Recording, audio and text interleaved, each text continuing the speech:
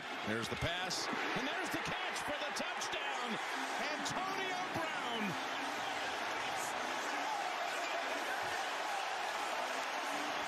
Just unbelievable route by Antonio Brown. Yes, c'est parti pour le 15e épisode du podcast avec le beau gosse, le suricate des Balkans.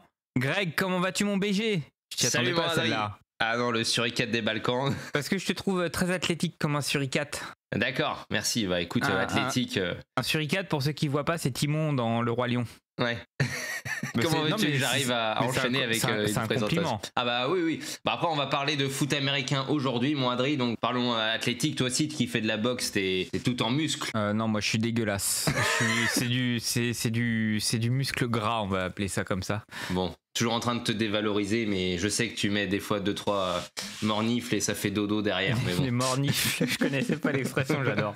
Les amis, on vous a fait un programme de malades mentaux pour parce qu'il y a un petit Super Bowl qui va arriver. Hein. Voilà. On va pas se mentir, entre les Rams et les Bengals. D'ailleurs, pourquoi Super Bowl? J'en sais rien. C'est une bonne question. Voilà les gros pros de la radio. Le pire sommaire de l'histoire de ce podcast. Qu'est-ce qu'on a au programme? On va blablater sur le foot US. Déjà, c'est vrai que on nous le réclamait depuis un moment. On en parle rarement. C'est arrivé qu'on en parle. Surtout toi, mon Adri, fan des Steelers. Mais on s'est dit là pour fêter l'événement. Un podcast spécial NFL, donc là ça va être 100% foot américain. Avec au programme, on a reçu Hugo, donc qui est un super collectionneur qui vit aux États-Unis. Vous allez le découvrir et on vous mettra son Instagram pour voir ses belles cartouches. Et enfin Lionel, que je connaissais auparavant, qui a été vendeur dans les années 90 dans les magasins parisiens et qui a aussi travaillé à la fédération, qui est entraîneur de flag, qui a une carrière incroyable dans le foot US en France. Et une grosse connaissance, mon André. Exactement, on a passé une bonne heure avec eux, même un peu plus. Excusez-moi, j'ai fait tomber ma bouteille d'eau, mais c'est pas grave, on est des pros. Ça, vous avez rien entendu, c'est notre petit secret. Ensuite, on va retrouver Maître Magouille, parce que quand il y a le Super Bowl, il y a du fric à se faire. Hein. Ah bah ça là. Il est toujours dans les bons plans. Comme on dit. Dans les bons coins aussi. Dans les bons coins, exactement. Et puis on aura aussi le fameux jeu concours. Yes, parce que Monsieur Greg va s'ouvrir une petite boîte de NFL. Non, pas une boîte, moi, Adrien. Non, j'avais pas le budget, mais j'ai pris un fat pack là de Panini, parce que forcément c'est eux qui ont la licence. J'ai pris quoi déjà? Je ne sais même plus. J'ai commandé ça en 2-2. Alors nos amis de Brooklyn Fizz étaient sold out, donc je suis allé chez TAS. Donc je vais tester, voir si ça arrive en temps et en heure. Nos amis de chez TAS en Allemagne. Et on ouvrira ça, on regardera le match ensemble et puis on ouvrira ça, on fera un petit live rapide ensemble. Ça peut être sympa. Moi je serai là et on amènera aussi des problèmes techniques pour que vous ne soyez pas trop dépaysés. Voilà les amis, allez c'est parti ça. Pour cet épisode. Touchdown!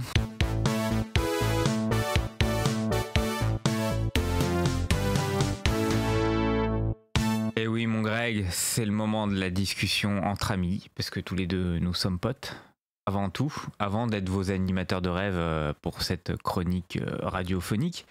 Et Greg, toi le foot US, ça t'évoque quoi? T'as des anecdotes, des souvenirs? Non, moi je vais pas vendre du rêve, je vais pas m'inventer une vie. Pour moi le foot tu nous US... fais rêver.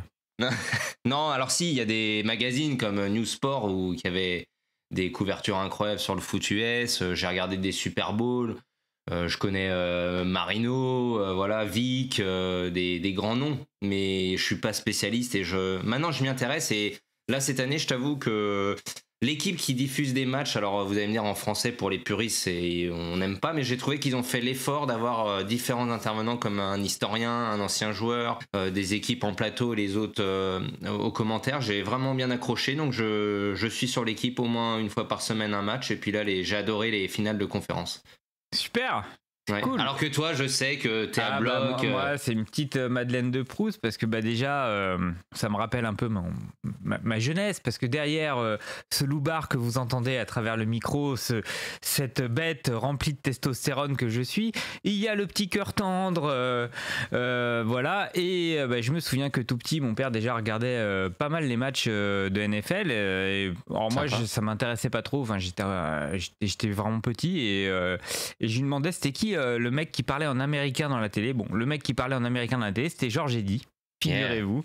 Et donc mon père regardait ça, entre autres, sur Canal+, et en plus des sports de combat, bien évidemment. Et d'ailleurs, pour la petite anecdote, il était fan d'un quarterback des Bengals à l'époque qui était Boomer Esiason, à tel point qu'il voulait que, à ma naissance, je m'appelle Boomer. Ah oui. Alors, ma mère et la famille ont mis un gros veto parce que vous voyez, je m'appelle pas Boomer, mais Greg et Boomer en direct de la Podcast Factory. C'est ça. Et heureusement que j'étais un garçon, sinon je me serais appelé Guillemette. Voilà. Ça n'a rien à voir avec le Super Bowl, mais je vous le donne, c'est cadeau. Et plus tard, dans mon adolescence, je suis tombé sur les premiers Super Bowls qui étaient diffusés en France. Et je suis tombé amoureux des Steelers de Pittsburgh. Et plus particulièrement de ce strong safety qui pour moi avait une grâce incroyable sur le terrain et qu'on pouvait identifier tout de suite avec sa longue chevelure qui est Troy Polamalu. Avec ses tresses. Ouais, une longue chevelure. D'ailleurs, il est sponsorisé par Dan Shoulders. C'est pas une blague, c'est Troy Polamalu. Et il a un peu révolutionné le poste à son époque. Il est à la retraite, il est Hall of Fame et incroyable. Il était à la fois très fort sur les couvertures de loin, mais aussi il était capable de blitzer, donc c'était vraiment un mec à tout faire. Et je suis tombé amoureux des Steelers. D'ailleurs, ils ont gagné plusieurs Super Bowls, dont un avec Ben Roethlisberger. C'est ça, Big Ben, exactement. Et puis il y avait aussi toute cette force, tous ces. Moi, ce que j'aime bien, c'est les gros bébés, donc les defensive tackles et les hommes de ligne. Et on a été gâtés chez les Steelers avec Harrison, avec Brett Kessel et compagnie. Donc c'est tous ces joueurs-là que j'ai bien apprécié. Et toute l'époque d'Antonio Brown, j'en oublie, mais bon, il y en a, voilà. Et du coup, tu t'es lancé dans une collection ou c'est un peu en dilettante comme ça? Alors la collection, j'ai commencé les Steelers quand j'ai commencé à collectionner le hockey. Je me suis dit, je vais tout de suite faire les Steelers. Et tout de suite, le premier joueur qui est venu à l'esprit, c'est Polamalu, évidemment. Ouais, donc, moi, ça me tenterait bien que prochainement, comme on essaye de se faire une ouverture par mois, qu'on se fasse une petite box NFL. J'avoue que maintenant, ça me tenterait bien, moi, tu vois. Exactement. Et puis, autre anecdote, la NFL, ça me rappelle aussi les matchs du dimanche soir qui passaient sur Sport Plus. Et c'était un très bon moment que je l'ai regardé avec ma mère. Alors au début, elle aimait pas trop. D'accord. Et puis finalement, elle s'est prise au jeu et elle était elle était encore en santé à cette époque-là. Donc c'est les derniers bons moments que j'ai avec ma mère où elle était en forme, quoi, à peu près en forme. Et au début, elle aimait pas trop. Puis finalement, c'était notre rituel du dimanche. On mangeait devant la télé, on regardait le match et je crois qu'elle avait un petit fait pour les Dolphins. Mais bon, à cause de la couleur du maillot. Voilà. Donc moi j'aime bien. Ouais. C'est pour ça que ce sport a quand même un. Oui, pour toi, une saveur particulière. Une saveur particulière, voilà. Eh bien, moi, Adri, je pense qu'il faudrait qu'on se fasse ça, un de ces quatre, ensemble. Après, je suis pas un spécialiste, mais j'apprécie bien. Et là, j'avoue que j'ai un peu décroché parce que les Steelers, en ce moment, c'est dur. Surtout depuis la retraite de Polamalu, moi, j'ai un peu de mal, mais voilà. Alors, qui c'est au-delà des Steelers, qui t'apprécie ou une autre équipe en ce moment qui est plutôt en forme? Non, alors moi j'aime bien, là dans les joueurs, j'aime bien Ndama Kungsu. C'est un gros bébé, un peu bourrin, j'aime beaucoup. Qui c'est que j'aime bien d'autres? En ce moment, il n'y a pas grand monde qui me font vibrer. Si, j'aime bien le safety Eric Weddle, mais il a pris sa retraite. Enfin là, il est revenu pour les Rams pour dépanner pour le Super Bowl. Ah bah ça va.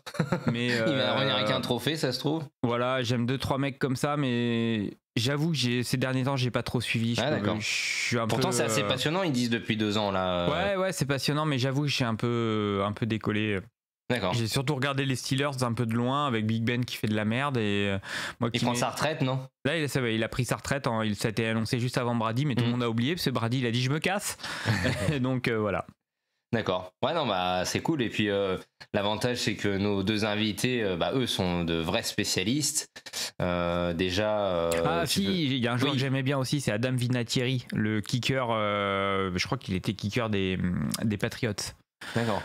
Et c'est une légende aussi. Voilà.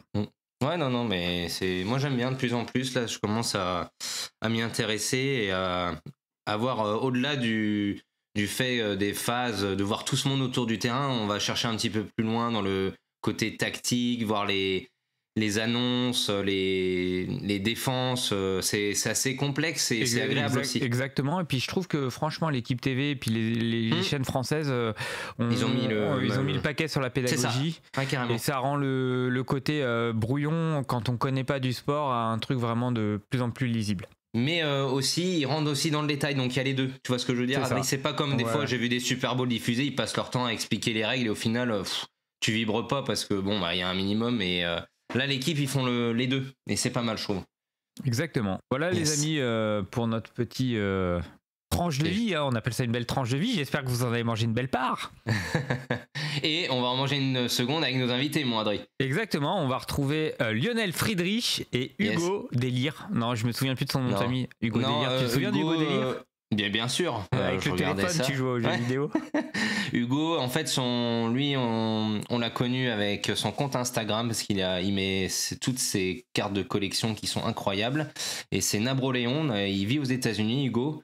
Et on s'est dit, tiens, il va pouvoir nous parler de certaines choses et je pense que ça va vous plaire. Et tiens, puis Lionel, d'ailleurs, il nous a fait une enquête pour nous. Oui, c'est vrai, parce que sur un de nos derniers podcasts, on se demandait avec un de nos invités pourquoi Mbappé ne signait pas d'autographe. Et en fait, il nous a amené la réponse, mon Adri. Exactement, il ne signe pas d'autographe parce que c'est une question de moula. Voilà, la thune, la fraîche, la fiduciaire. Ouais, parce que le papa qui est le manager a eu une offre de Panini, ils ont estimé que c'était pas assez élevé. Et la petite sonnette. Voilà, donc il a eu le veto du papa qui a dit non, Panini, c'est niet, on ne veut pas à ce tarif-là, on ne connaît pas le tarif, mais il y aura peut-être des pourparlers avec Topps, donc il va peut-être falloir être patient de ce côté-là. Et on verra, mais c'était la petite réponse que Hugo nous a apportée juste après l'émission, donc c'est bien sympa à lui, puisque aussi il collectionne du basket, le soccer, et ça fait plaisir. Mon Adri, j'ai meublé, c'est incroyable. Yes, c'était une voisine qui me demandait si j'avais une Peugeot 206 grise, ce qui n'est pas le cas vu que je n'ai pas de voiture. Voilà, et Lionel, que j'avais rencontré il y a un moment pour parler de cartes et de son expérience, et vous allez voir, il se présente et il est d'une richesse incroyable et d'une connaissance sur le foot US on aurait pu les écouter encore des heures, mais on a dit stop aussi à la fin. C'est vrai, parce que tu as une famille. Je sentais que fallait rejoindre madame et le fiston. Bah non, il y a ça, mais il y a aussi qu'on essaye de s'améliorer. On avait dit 2022 bonnes résolutions. On n'essaiera pas de vous faire un podcast qui dure 3-4 heures. On arrive à rester dans des zones. C'est vrai. Et puis ce sera l'occasion de les réinviter. On arrive à rester dans la red zone. Voilà, exactement. Oh là là, quel pro. Ça c'est bien tranché, c'est ce qu'on aime. Exactement. Donc là, il va être temps de retrouver Lionel qui va se présenter. Et puis juste après, Hugo, on est une discussion à 4. À 4, puissance 4. Tu te souviens de puissance 4, le jeu? Bien sûr. Incroyable. Allez, des bisous, c'est parti!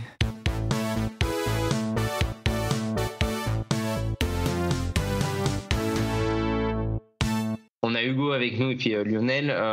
On commence par Lionel, un petit peu parler de ton expérience dans le foot US avec les cartes et puis autour du foot US. Et puis après, on basculera un petit peu avec Hugo et puis à la fin, une discussion tous ensemble.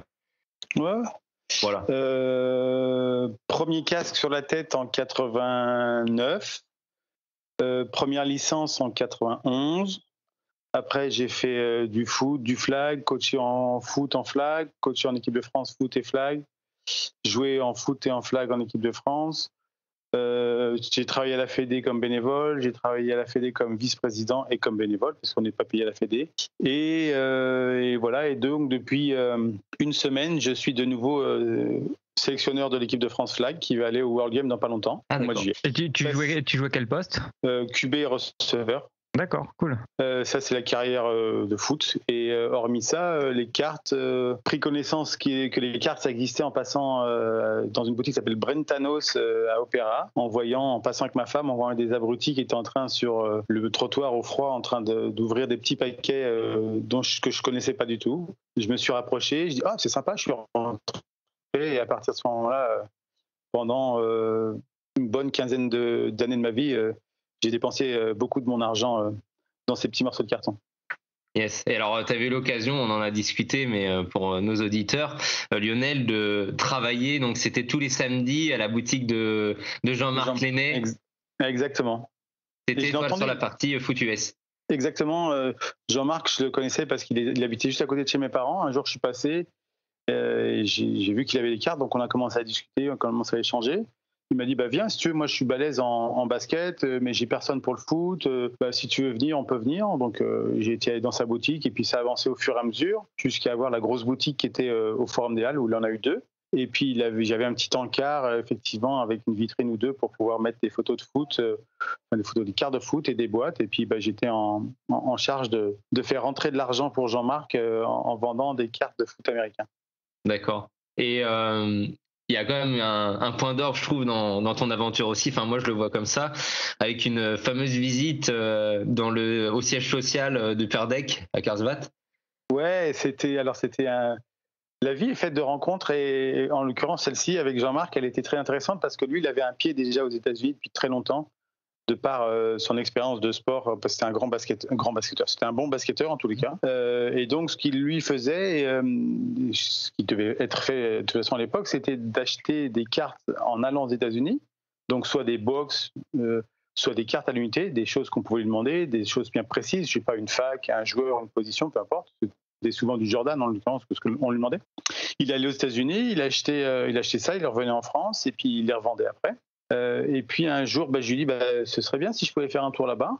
Donc on a été là-bas, on était plusieurs, on était 4. Il y avait 2 autres personnes dont j'ai mangé le nom, et on en a échangé, mais tu vas me redire les noms, j'imagine.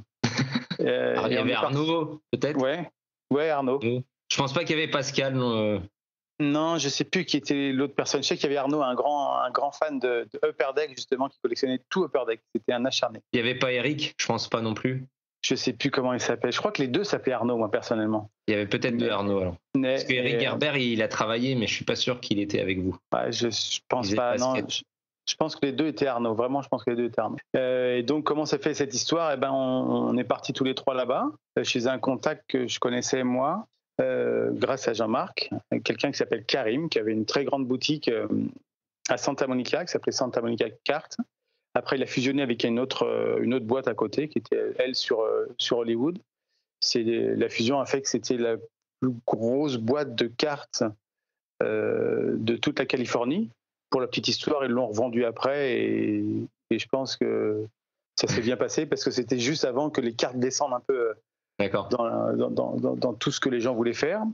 Et donc, on a été là-bas, et quand Jean-Marc est arrivé, on a pu aller visiter Upper Deck grâce à ses contacts. Et c'est très curieux parce que c'était pas une entreprise gigantesque. Si, c'est une entreprise gigantesque, hein, mais pas comme on peut l'entendre aux États-Unis. Mais c'était très bien de voir les boîtes, et on était comme des fous de voir les choses qui étaient inimaginables à trouver dans les boîtes, et là de revoir des cartons entiers prêts à être découpés avec des grandes planches. Moi, je me rappelle, c'était surtout du foot, mais il y avait aussi du basket à l'époque avec des All Pro, et on se bagarrait en France parce que c'était un tous les 5 ou 6 boîtes, toi. Et là-bas, et donc comme on avait 5 ou 6 boîtes, on avait la chance d'en trouver une, quoi. Et là-bas, ils avaient des planches de, je sais pas combien c'était, ça devait être, je sais pas si c'était 9x9 ou 6x6, mais voilà, c'était ça, mais on devenait fou, quoi. On devenait fou. T'as envie de sauter la barrière et d'y aller. Ouais, mais on sait très bien que ce serait pour perdre plus qu'une jambe ou un bras ou de l'argent, donc c'est pas une bonne idée. C'est pas une bonne idée. Donc on a fait ça. La première fois, c'était ça, et après on a pu, avec Jean-Marc et avec Karim, aller dans un vrai card show, mais ça veut rien dire, quoi, en fait. C'est-à-dire que il y avait quelque chose comme 50 ou 60 des dealers, dans le bon sens du terme, bien sûr, hein, des dealers de cartes, réunis dans un grand hangar. C'était un grand hangar qui est ouvert 2 fois ou 3 fois par semaine, je ne sais plus. Samedi, dimanche, et puis un autre jour dans la semaine, je ne sais pas. Et eux, en France, quand on ouvre une boîte, à la limite, on va ouvrir une case. Voilà, ça va être une grosse caisse, on va ouvrir une caisse de 12 et on est parfait, quoi. Mais là-bas, chaque dealer, donc il y en a entre 50 et 75, chaque dealer ouvre, je sais pas, 2 ou 3 cases. Ouais, ça veut rien dire. Monde. Ouais, ça veut rien dire, en fait. C'est un autre monde. Exactement. Donc quand on cherche quelque chose, en fait, on cherche pas la carte, parce qu'on sait que la carte, elle va être là. On cherche juste maintenant le meilleur prix, en fait. Donc la collection, elle évolue. C'est pareil au Canada, je sais que, par exemple, pour le case que je connais un peu plus, ils reçoivent carrément des palettes entières de case. Ouais. Et plus ils reçoivent de palettes, plus après ils pourront faire des prix abordables pour les hobby box, pour les gens. Ouais, c'est exactement ça. Et donc les gens, en fait, les dealers là-bas, quand on dit est-ce que vous avez ça, ils font oui, et on arrive à devenir complètement fou parce que le prix qu'ils nous demandent, qui est bien souvent entre 50 et 40% du prix qui est prix Beckett, on est bien d'accord, le prix Beckett, ça veut dire quelque chose, mais peu de choses là-bas en tous les cas. On dit ouais non, vos $100 dans le Beckett, tu me l'as fait à 30, 35, non ça va pas. Mais il faut revenir un peu sur la réalité. En France, on ne l'aurait jamais vu. Je vous rappelle d'une époque qui est avant les années 2000 où Internet c'était, je rigole avec mes enfants régulièrement. C'était l'ICOS. Ouais. Oui. Je lui dis j'allais à Brentanos pour chercher le magazine USA Today pour voir les résultats du foot américain, alors qu'à la date d'aujourd'hui, je suis en train de discuter avec vous, mais je pourrais peut-être regarder un match NFL. C'est ça. Il y a 25 ans, c'était de la folie en fait. C'est ça, ouais. Mais donc, tu vivais différemment ta passion aussi. Ah oui, putain, pardon, oui, bien sûr. Ça, tu peux le dire. Hein. ça avait un meilleur charme quand même. Le fait de ne pas avoir une accessibilité aux choses, quand on arrive à accéder à un produit ou à quelque chose, ça rend la chose encore plus belle, moi je trouve. Alors, ça, sur l'aspect matériel, je suis entièrement d'accord sur l'aspect matériel. Mais j'ai le plaisir et l'honneur d'entraîner aussi des gens au foot américain. Maintenant, les gens, la barrière qu'il y avait avant quand on ne pouvait pas accéder à ça, elle est totalement cassée parce que ça leur donne la possibilité de se dire c'est accessible et donc je peux faire ça. Ouais. Donc sur l'aspect matériel, je suis entièrement d'accord. On le vivait d'une manière différente, c'est-à-dire que quand on ouvrait une boîte, c'était exceptionnel. Si on ouvrait 5 boîtes dans l'année, c'était exceptionnel. Maintenant, on peut ouvrir des boîtes comme on veut et ça, il n'y a aucun souci. Et donc ça, c'était le dealer. Et quelques temps après, j'ai eu la chance, je crois que c'est en 96, encore une fois avec mon pote Karim, qui est devenu un ami que j'ai toujours en contact. J'ai eu la chance d'aller à...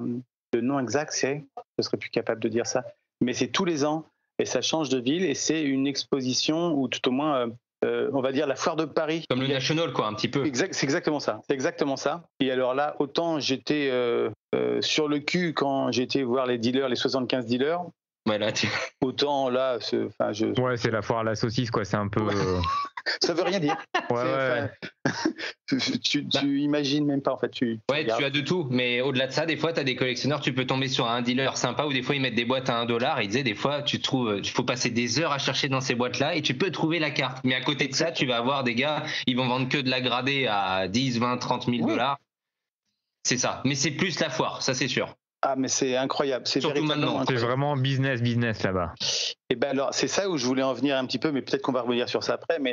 Mais on parlait que c'était, on vivait notre collection différemment dans les années 90 ou milieu ou fin 90, parce que le business, il y était un petit peu. Moi-même, le premier, quand j'allais aux États-Unis 1 fois ou 2 par an, j'y allais presque pour du business. J'allais là-bas et quand je revenais, je revendais mes cartes et ça m'avait rien coûté. Je revenais à zéro. Ouais, mais maintenant, les gens font ça pour de l'argent et quand on voit que Panini a racheté ou rachète tous les droits, ils font ça uniquement pour le business et pour eux. C'est pour ça que je pense que ça perd un peu de charme maintenant. Mais voilà. Ouais, non, c'est vrai qu'on en reviendra à ça avec Hugo après aussi.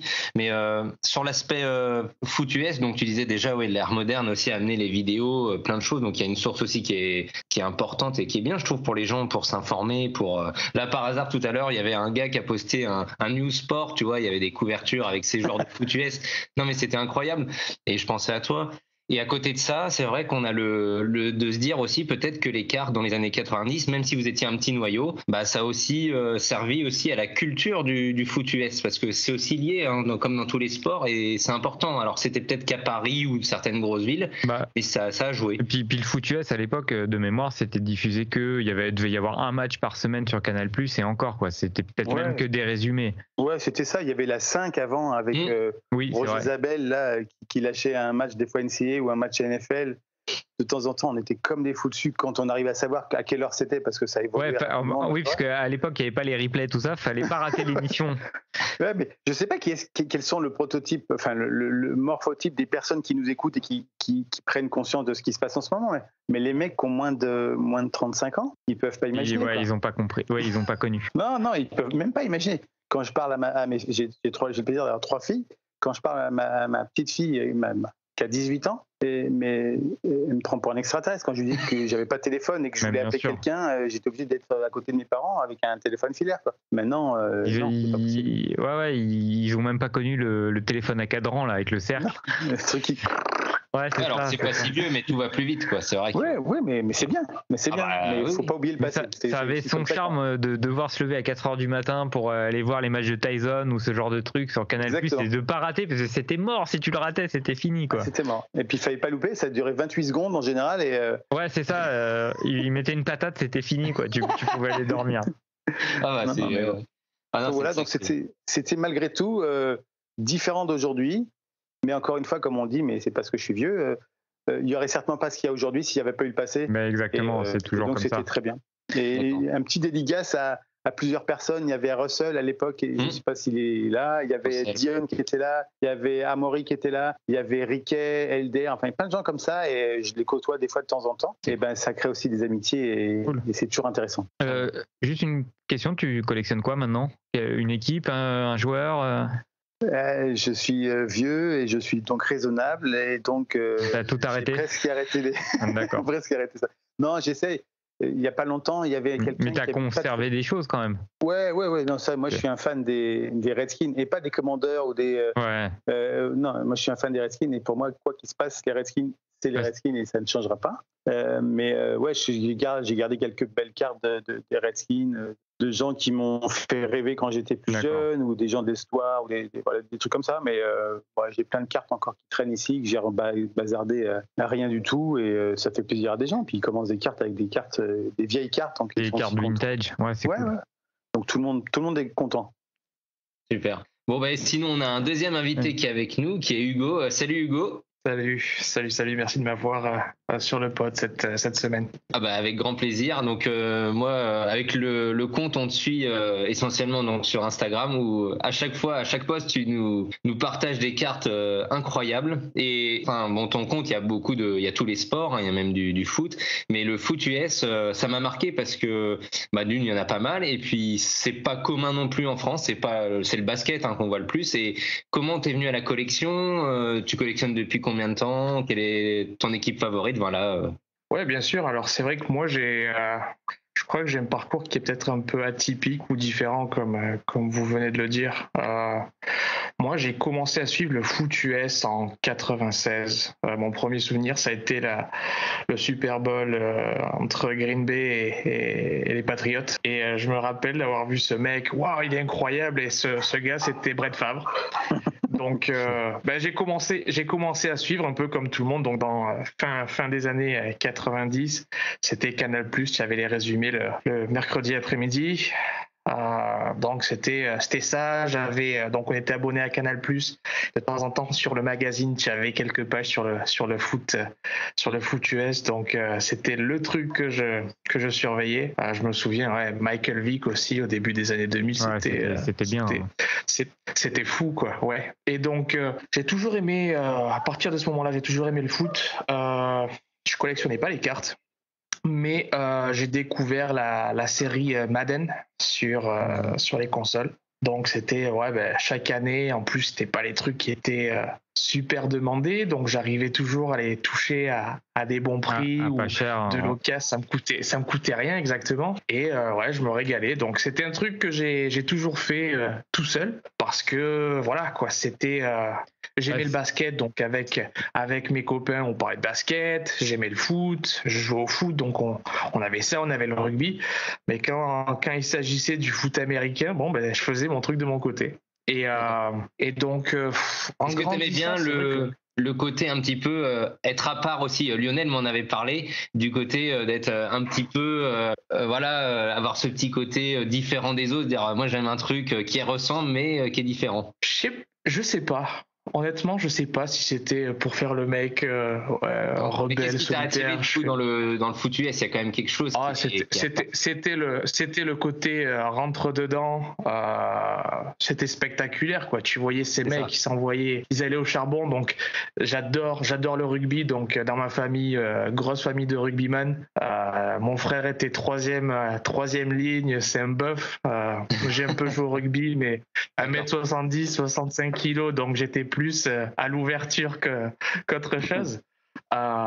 Mais ouais, c'était incroyable quoi de voir ces gars se rentrer dedans Spectacle et autour. tout le côté stratégique quoi. Oui, Parce aussi. que c'est vrai que tu les vois se rentrer dedans, mais il faut comprendre tout ce qui se passe. Ouais, c'est ça. C'est vrai que quand on regarde pour la première fois un match de foot US, on a l'impression que c'est un peu le bazar. Hein.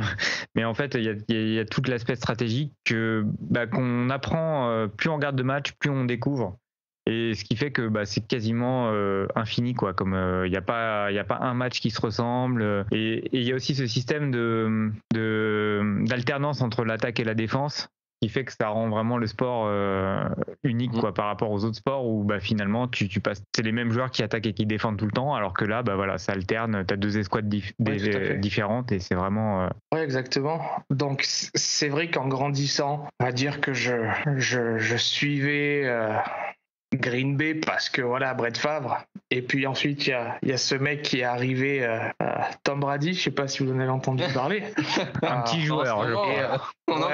Un petit gars, ouais, je sais pas ce qu'il fait maintenant. Ouais, bon, pour en parler un peu plus tard. Voilà. En ce moment, il fait rien. C'est vrai que non, là en ce moment il fait rien. Là il est en vacances. Ouais. C'est vrai que je suivais. Je prenais sur Madden, je prenais des équipes parce que j'aimais bien le maillot. J'ai jamais vraiment eu d'équipe jusqu'au moment où je suis venu aux États-Unis quoi. Et donc quelques années plus tard quoi. Donc premier voyage aux États-Unis, je devais avoir 17 ans. Donc voyage scolaire, on avait des échanges culturels. Toujours pas de carte. Et donc c'est vrai que mes copains étaient dans le Connecticut, donc j'ai passé un an là-bas. Donc c'est vrai que c'était les Giants, c'était les Jets, c'était les Patriots. Donc je suivais un petit peu, mais j'ai vraiment commencé à collectionner quand je me suis installé pour de bon aux États-Unis. Donc c'était en 2011-2012. Et je pars m'installer au Texas, à Austin. Et donc là-bas, c'est le foot universitaire quoi. Je bossais donc j'enseignais à l'université du Texas, donc c'est vrai que je me suis régalé de ce côté-là. Mais voilà, moi mes copains donc au Connecticut et à New York, c'était soit des Giants, soit des Jets ou des Patriots. Pour moi, il était hors de question d'être un cowboy. L'équipe America's Team, j'étais pas. Donc là, ce côté, je veux pas faire comme tout le monde, ça c'est clair. Donc j'ai choisi les Texans de Houston. Première saison rookie d'un gars qui s'appelle JJ Watt. Moi j'ai toujours aimé ce jeu défensif, donc les équipes qui défendent. Moi j'adore ça aussi. D'ailleurs, je préfère les escouades défensives aux escouades, d'où les Steelers d'ailleurs, ils sont réputés pour leur défense. Et c'est vrai qu'on parle souvent des quarterbacks, des running backs, enfin des joueurs offensifs, et on parle pas assez des gros bébés, des defensive tackles et tout ça. Moi, c'est les joueurs que je préfère. Et mon joueur préféré, c'est pas un defensive tackle, c'est un safety. Mais voilà, on n'en parle pas assez. Rendons hommage aux défenses et rendons hommage aux punters et aux kickers qui ont un boulot très ingrat. Ouais, et puis on l'a vu récemment là sur ces dernières semaines, c'est eux qui peuvent te faire gagner un match quoi. Exactement, donc, exactement. Et c'est horrible, un kicker, tu passes ta journée sur le banc et puis t'as 2 secondes pour rentrer les 3 points gagnants en fin de partie, t'as pas intérêt à te louper quoi. La pression. D'ailleurs, j'ai une anecdote sympa par rapport à ça. Lionel, ça risque de le fâcher un peu, mais j'ai un copain dont le cousin est le kicker des Eagles de Philadelphie, Jake Elliott. Je connais pas cette équipe, je sais pas ce que c'est, des pigeons. Aucune idée, ça ne m'intéresse même pas. Donc c'est vrai que c'est un boulot qui est vachement particulier et ingrat. Je te rejoins sur ça. Et donc donc les Texans devenus mon équipe. Ouais. Et donc ça a été c'est pas glorieux. Ça fait pas courage. Mais on a tous nos périodes, ils vont remonter les Texans, c'est comme tout le monde. Le problème c'est que je sais même pas s'ils sont montés à un moment donné quoi. Voilà, Lionel, je le vois bouger la tête.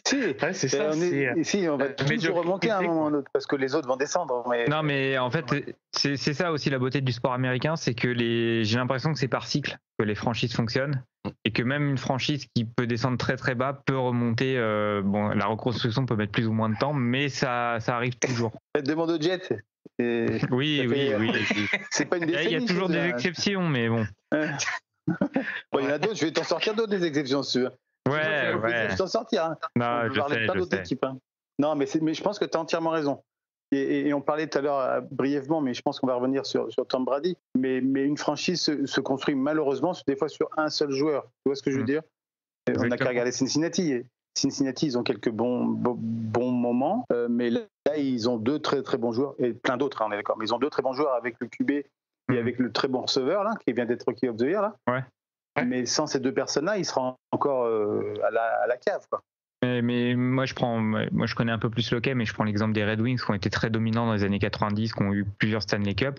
Là maintenant ils ont une sale période, c'était vraiment dégueulasse à voir. Et là, ils sont en train de se reconstruire parce qu'ils ont eu des pics de draft, ils commencent à avoir une belle cohésion d'équipe. Et c'est ce qui fait la beauté du sport américain. Oui, mais c'est vrai que tu prends les Red Wings, ils ont quand même connu, c'est des dynasties, tu vois, il y a une culture de la gagne. Donc même quand tu es au fond du trou, ils sont tombés t'as quand même très une bas. référence et une fanbase qui est solide. Et si tu veux, ça va beaucoup plus vite, j'ai l'impression. Tu regardes les Capitals de Washington, ils ont jamais vraiment été dominants. Et tu vois, ils ont fini quand même par avoir une Stanley. Bon, ok, oui, ils en ont eu. Mais ils ont eu Ovechkin. Des franchises qui sont au fond du seau comme ça pendant des décennies entières et tout ça. En plus, là-bas, direct, ça parle de malédiction. Dès qu'il y a un ou un truc, ça part en cacahuète et c'est encore pire. Ça, ils aiment bien ça, donc c'est vrai que c'est plus dur. Ça, je peux comprendre ton sentiment, Hugo. Ouais, moi, surtout que bon, je reste confronté à mon histoire de cycle. Non, excuse-moi. Non, mais t'as entièrement raison. Non, moi, ensuite, c'est vrai qu'avec les Texans, il y avait cette saison 2011-2012 où il y avait une super équipe qui était en place. Tu avais encore les gars comme Andre Johnson, tu avais Arian Foster, Matt Sharp, tu avais donc les gars comme J.J. Watt, tu avais Mario Williams aussi. Il y avait une sacrée équipe et bon, ils se font sortir ils se font sortir chaque année tôt dans les playoffs à ce moment-là. C'est dur, ouais. C'est autre chose. Ouais. Et puis ensuite, on se retrouve à chercher un quarterback et on a ce gars qui arrive en la personne de Deshaun Watson en 2017 et il s'avère que ce gars, c'est une mule, quoi. Donc, ici, Ça, c'est une mule, c'est exactement le terme. Hein. Ouais, j'essaie de polisser, d'être sympa. Ouais, tu peux y aller. C'est un crétin. C'est un con, ouais, tout à fait. C'est un con. Il a ce qu'il mérite, je veux dire. Il signe son contrat juste après Patrick Mahomes. Donc, deuxième plus gros contrat de l'histoire de la Ligue. Ensuite, il demande à partir, à être transféré. Ce que je peux comprendre parce qu'il y a eu la gestion d'équipe. On a DeAndre Hopkins qui s'en va pour un paquet de chips à moitié vide et on sent la détresse pour Hugo, là. Ouais. Donc voilà. Mais moi depuis donc je collectionne les Texans ou du moins je continue de collectionner certains Texans, notamment. C'était quand tu étais aux États-Unis que tu as fait. Ouais, j'ai commencé parce que j'ai toujours aimé les maillots. Donc je collectionne les maillots au départ, les maillots de sport. Donc foot, rugby, hockey, NBA. Aux grandes dames de ma femme. Il a fallu qu'elle attende qu'on se. C'est quelque chose que j'avais complètement zappé de mentionner, quoi. Elle dit, au fait, tiens, j'ai des maillots. Ah ouais, tu en as combien? Ouais, j'en ai une cinquantaine. 800. Ah. Ouais, j'en ai une cinquantaine. C'est ça, ouais. Donc j'ai toujours aimé ce côté mémorabilia, les maillots, les autographes aussi, parce que je jouais au foot en étant gamin et j'avais un copain dont l'oncle était pro en première division, donc voilà, j'ai pu avoir pas mal d'autographes, des trucs comme ça. Donc c'est vraiment ce qui m'a attiré. Un jour, voilà. Je m'embêtais. Je vais à Target. Oh, t'as des cartes de foot. Ouais. Qu'est-ce que Ouais, j'aime bien le foot.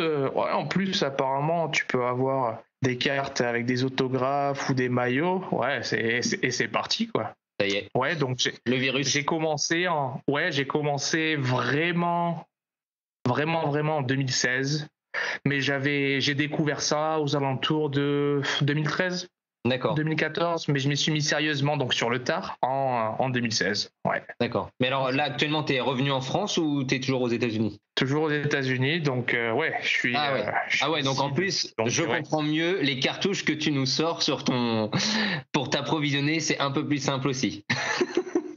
Ouais, j'en parle beaucoup parce que grâce à Instagram, je me suis fait des potes collectionneurs français. Alors, ça a été la révélation l'an dernier parce que bon, je partageais avec des collectionneurs américains pour la plupart. Et puis ouais, j'ai découvert les collectionneurs français, surtout dans le basket.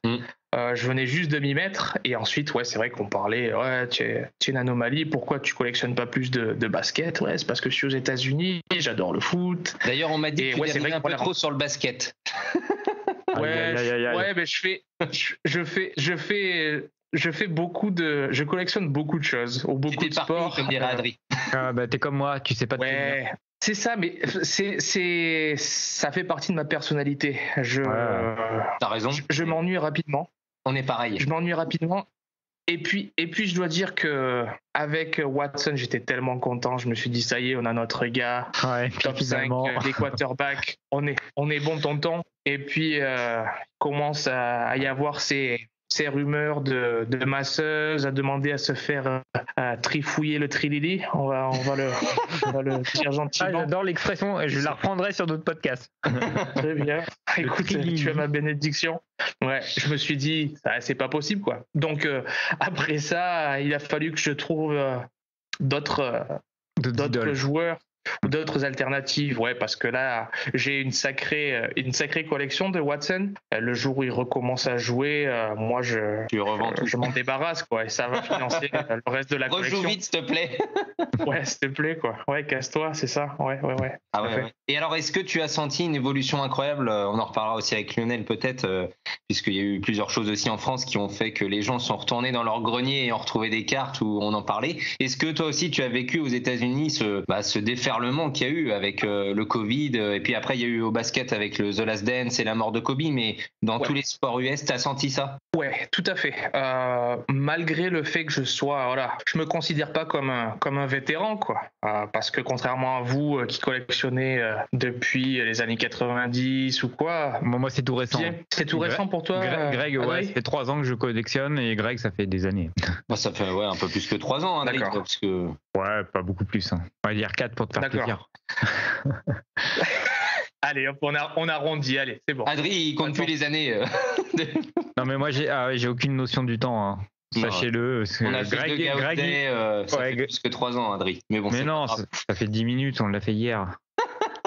Et puis la pandémie, ça aide pas pour ça non plus. Non. Mais ouais, moi, j'ai vu l'évolution depuis que je m'y suis mis, quoi, carrément. C'était... J'allais à Target, Walmart, ou même dans les magasins, les card shops, quoi. C'était le jour et la nuit en termes de prix. C'est-à-dire que les cartes des gros joueurs étaient pas données à l'époque, mais c'est vraiment le jour et la nuit. Et je pense que ça réseaux sociaux qui te pousse. Moi, je trouve ça génial, mais ça te pousse, en tout cas aux États-Unis.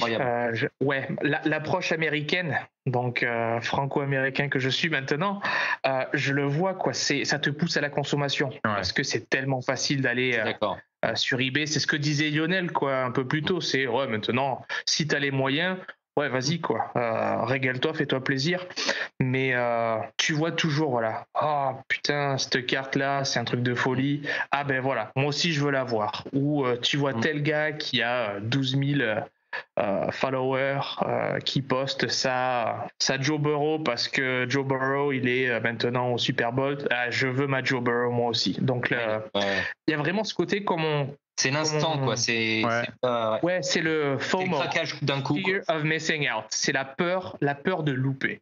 C'est la peur de louper le wagon, quoi. Alors qu'on dit tout le temps à nos auditeurs qu'il faut être patient, et encore plus maintenant, parce que les prix qu'il y a déjà il y a un an, où on se disait mais il y avait des cartes où c'était à 4-5 chiffres, et il y a eu une redescente globale, une remise à niveau. Moi je pense que ça va redescendre pour tout le monde, en fait, même pour les gros joueurs, mais dans tous les sports ça va redescendre, même si les joueurs sont exceptionnels. Je reste persuadé ils vont rester à une certaine valeur, mais ils vont quand même tous un peu baisser, parce que ça devient quand même complètement démentiel, quoi. Ouais, ça fait penser aux subprimes de 2008, quoi. Tu te rends compte, on parle de ça avec des cartes. Non, mais c'est ça. Et c'est complètement ridicule. Si vous voulez mon point de vue. Donc c'est vrai que moi maintenant je baigne dans cette culture américaine, mais ça n'a pas de sens. J'ai un de mes meilleurs copains dans le hobby collectionne Tom Brady. Les rookies. Le pauvre. Il fait comment il peut plus s'acheter de cartes. Il fait bien. Il fait bien. Il s'en sort. Il n'est pas à plaindre. Mais on discutait. Voilà, une carte qui valait 800 balles il y a 3 ans. Elle en vaut 8000 quoi.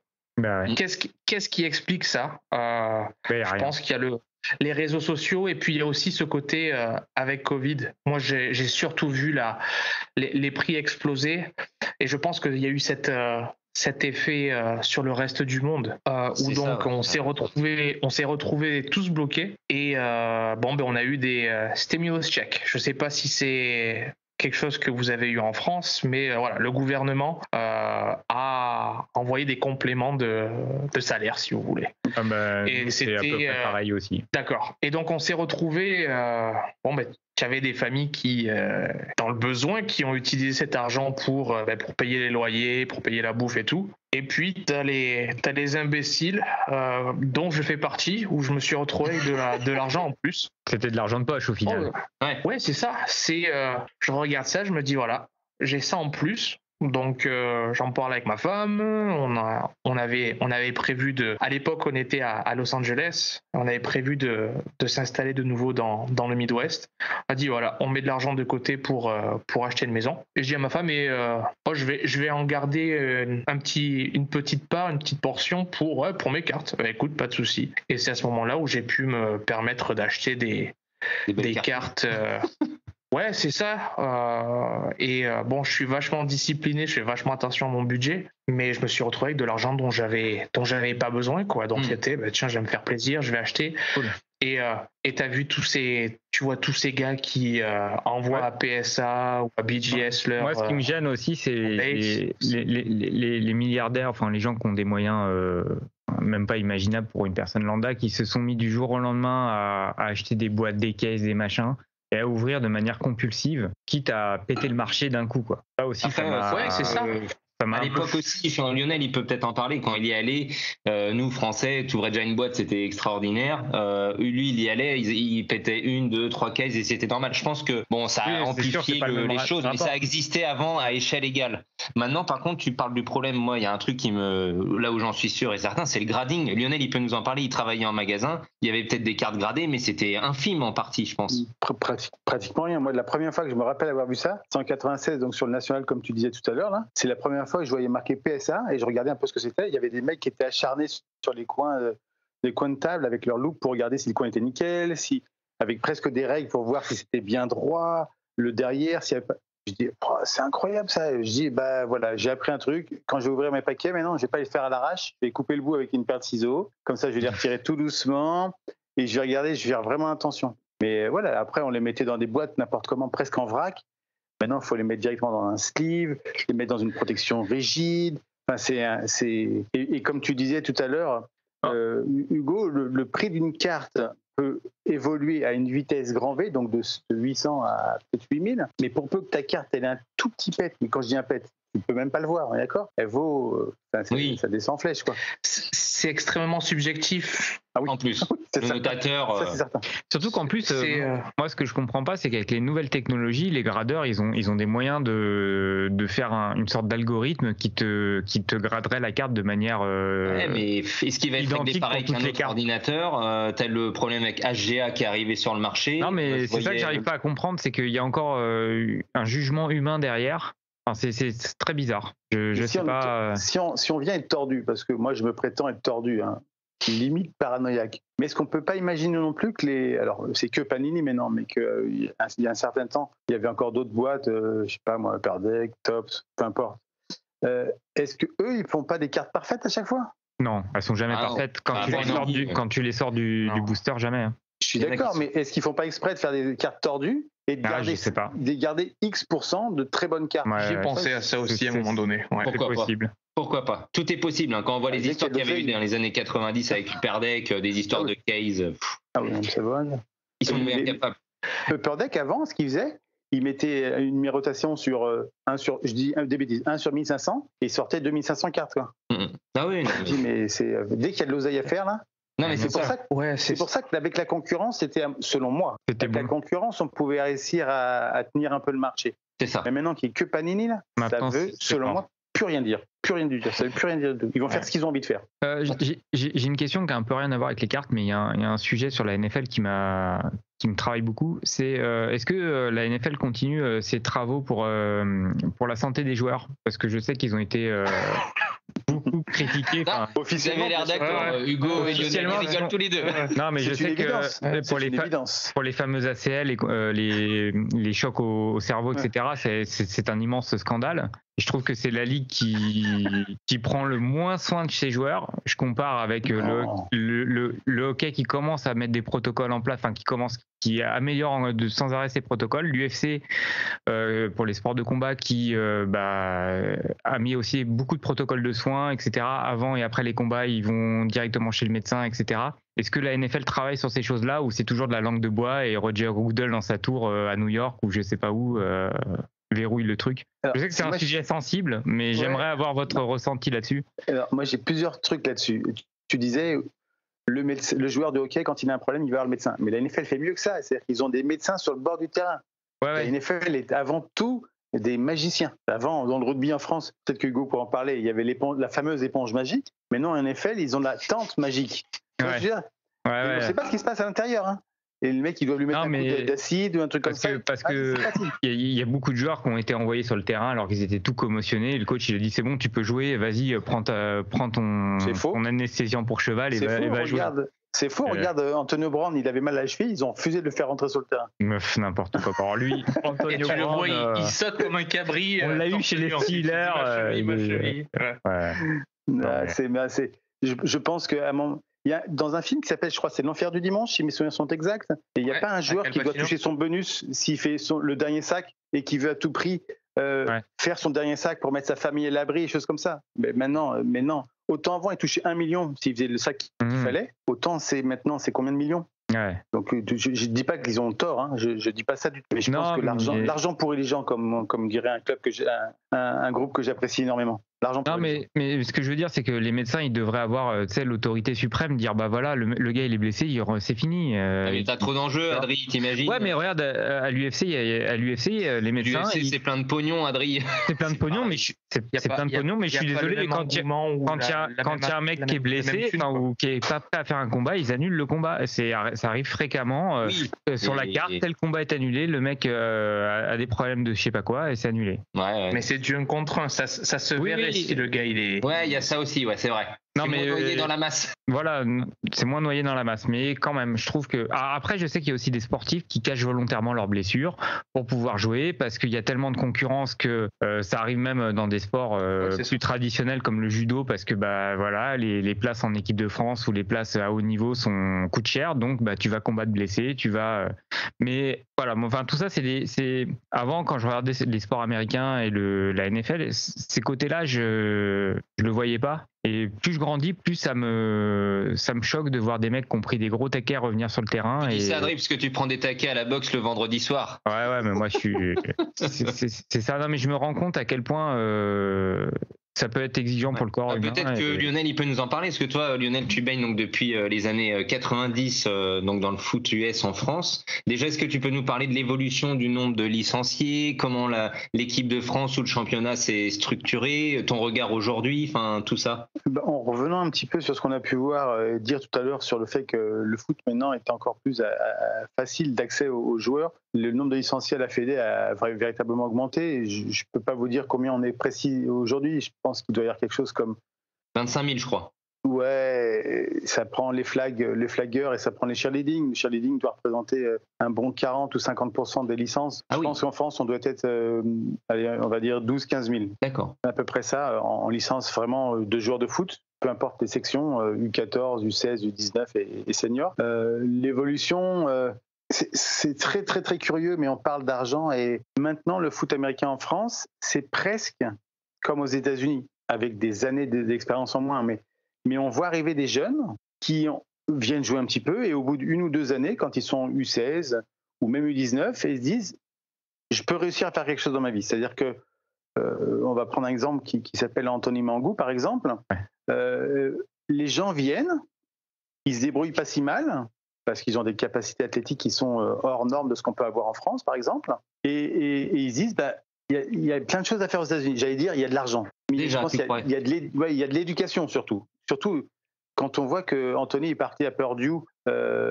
C'est à côté de chez moi, ça. Purdue, ouais, West Lafayette. Mais je sais pas où t'es où, toi? C'est où? Là, je suis à Indianapolis, donc ouais, je suis à 1h30, quoi. Ouais, c'est ça, 1h30, hein, c'est un peu plus au sud, mais et donc, il se dit, mais pourquoi je pourrais pas aller là-bas, quoi? Qu'est-ce que je vais faire ici de plus que je vais faire là-bas? Là-bas, j'ai des opportunités qui vont s'ouvrir à moi. C'est-à-dire que Purdue, un semestre, ça va coûter 15 000 $, on va dire.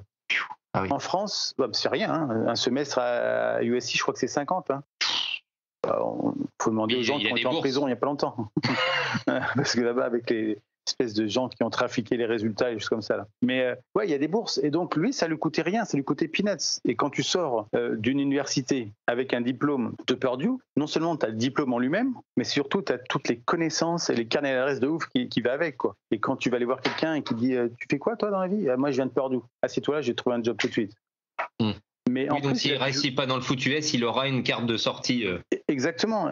Donc en fait, les gens viennent. Un autre exemple, encore une fois, qui vient. C'est le rêve américain encore en fait. Hein. Ouais, mais c'est ça.